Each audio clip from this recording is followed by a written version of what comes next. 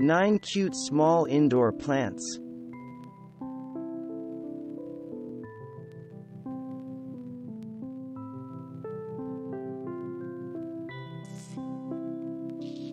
Everything about Solarolia solaroli is cute. The common name of baby tears elicits that "ah" reaction, and the myriad of tiny leaves gives character and charm to this easy houseplant.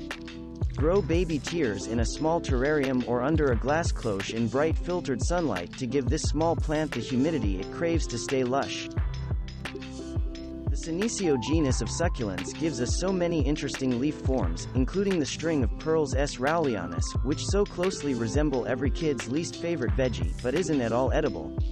The plant's unusual leaf form helps it thrive in its native South Africa, where the spherical leaves both maximize water retention while minimizing leaf surface area that would result in water lost to evaporation.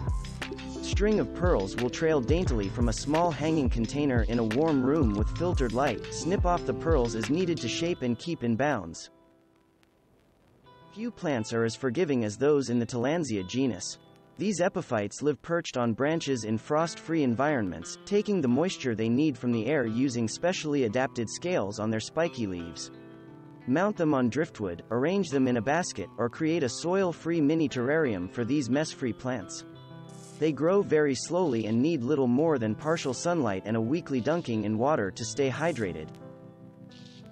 Sedum morganianum is the perfect houseplant for that person who has a bright sunny spot that has room for a small trailing or creeping plant. The fleshy, succulent leaves of the donkey tail are a clue to the drought tolerance of this plant. You should grow donkey tail in a sandy cactus potting mix to prevent root rot. If you accidentally break off one of the stems, don't discard it. Donkey tail is easy to propagate with cuttings. Just insert the cut end into some soil, and place under a clear enclosure until it forms roots. A patch of bright green Sagina subulata aurea conjures up notions of garden fairies, gnomes, or any woodland creature who might like to nestle in the ethereal mossy foliage of this 1-inch tall plant. As a Scotland native, Scotch moss prefers the cool, moist conditions of its homeland. Frequent misting will keep your moss perky and bright. Indirect light from a north-facing window will help to maintain the chartreuse color without scorching the plant. If your moss produces tiny white flowers, you'll know you've mastered its growing requirements. Wherever you need a pick-me-up of aromatherapy, place a container of Thyme pseudolaenaginosus. The soft, fuzzy leaves are so touchable and release a savory burst of thyme scent with every pinch. The slow-growing plants only reach 3 inches in height and creep slowly to form a dense, woolly mat in a full sun container, and may even flower. Water woolly thyme sparingly, when the soil's surface is dry to the touch. Venus flytrap plants are sometimes billed as a novelty plant for kids, but with a little care, they make the perfect small houseplants. The leaves of Dionea machipula, with their teeth like raspy edges, are equipped with trigger hairs that, when touched twice, snap shut on prey insects like those pesky fruit flies you've been trying to get rid of.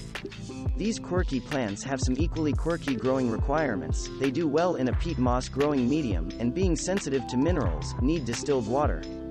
Add bright light and cool winter temperatures to ensure a long life for your Venus flytrap. What's old is new again. African violets, St. Paulia, were the it plant for your grandparents, but they are enjoying a resurgence, spurred perhaps by fun and funky new varieties with ruffled or pickety blooms and variegated foliage. One thing that hasn't changed is the compact size of African violets, and their free-flowering nature.